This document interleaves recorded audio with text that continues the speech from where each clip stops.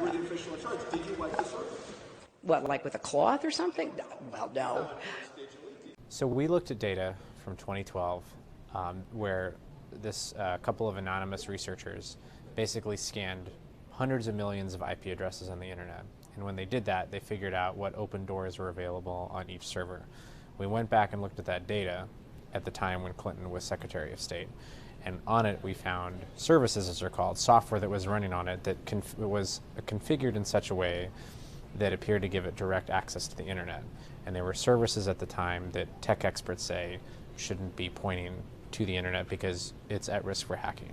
So in other words, her server was configured in such a way to let people get remote access to it using a protocol that very year the US government said contained security holes where hackers could execute malicious code on that server and compromise it. When these sort of anonymous hacker researchers did their work, they scanned everything. There's no evidence that they knew exactly what servers were. They just did a wide search across the internet, terabytes of data. We went back and looked at that data from 2012 and found at least a couple of times in August and December when they happened to ping her mail server, there were some of these open doors that were publicly exposed, and one of them was this remote access software.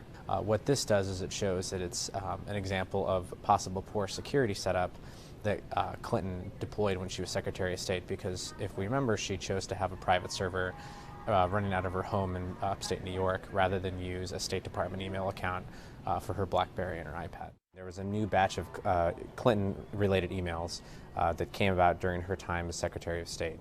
Now, we looked through those emails. A lot of journalists are, a lot of people have been doing it as they have been for several months now. And we came across some traffic tickets, and we wanted to figure out, well, did the secretary or her daughter or Bill get a traffic ticket? But when we started examining it more closely, we noticed that it came from New York City, but it said to just pay money to someplace in upstate New York. So that didn't make sense.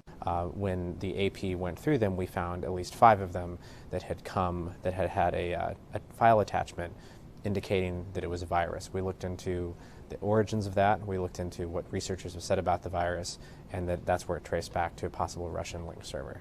What you do know is that they had her email address. This was an email address that was largely secretive unless it was among certain people, which shows that she had either given the email address out, somebody had gotten it some other way. So this email address had been floating out somewhere where hackers were able to get it and then put that as part of this phishing scam that, frankly tied up nicely because she is a New York State resident, or was at the time that this happened. This raises concerns about her using a private server in her house. There have been questions that have been raised about how secure that system was. Did it have appropriate software backups, patches, so if hackers could get in, were there loopholes that they could get into the system? And now that she was clearly targeted, either intentionally, but certainly to the degree that it was a New York State resident from an obscure email address, to what degree did hackers further penetrate the system? And I think these are the questions we're going to be asking going forward.